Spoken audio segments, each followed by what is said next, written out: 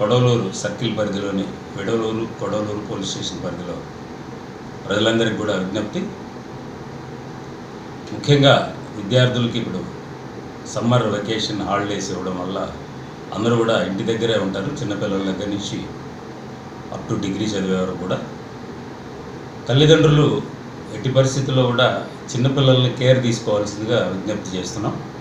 సెలవులు కాబట్టి పిల్లలందరూ ఆడుకుంటూ ఈ నీటి గుంటలు, చెరువులు, కాలువల దగ్గరకు, అలాగే తల్లిదండ్రులకు చెప్పకుండా మనకి సముద్రం దగ్గరలో ఉంది కాబట్టి బే ఆఫ్ బెంగాల్కి ఫ్రెండ్స్తో కలిసి ఈత కొట్టడానికని సరదాగా బైకుల మీద వెళ్ళడం అనేది జరుగుతూ ఉంటుంది.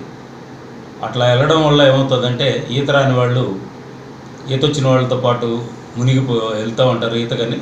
ఈత రాని వాళ్ళు మునిగిపోయే ప్రమాదం ఉంది. కాబట్టి తల్లిదండ్రులు అప్రమత్తంగా ఉండి పిల్లలు ఎక్కడికి వెళ్తున్నారు, ఏం చేస్తున్నారు అనేది గమనించవలసిందిగా ప్రార్థన.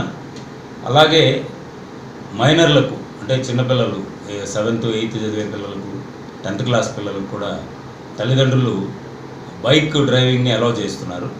అలా చేయడం వల్ల వాళ్ళకి డ్రైవింగ్ నాలెడ్జ్ లేక, కెపాసిటీ లేక చాలా యాక్సిడెంట్లకు గురవుతున్నారు. ఇటువంటి ప్రికాషన్స్, హెల్మెట్ పెట్టుకోవడం కానీ ఇట్లాంటివి తీసుకోకుండా చాలామంది రోడ్ యాక్సిడెంట్స్లో రోజు డే టు డే లైఫ్లో చనిపోవడము, అలాగే ఇంజ్యూర్డ్ అవడం కూడా జరుగుతూ ఉంది. ముఖ్యంగా తల్లిదండ్రులకు ఒక రకంగా విజ్ఞప్తి, అలాగే హెచ్చరిక కూడా.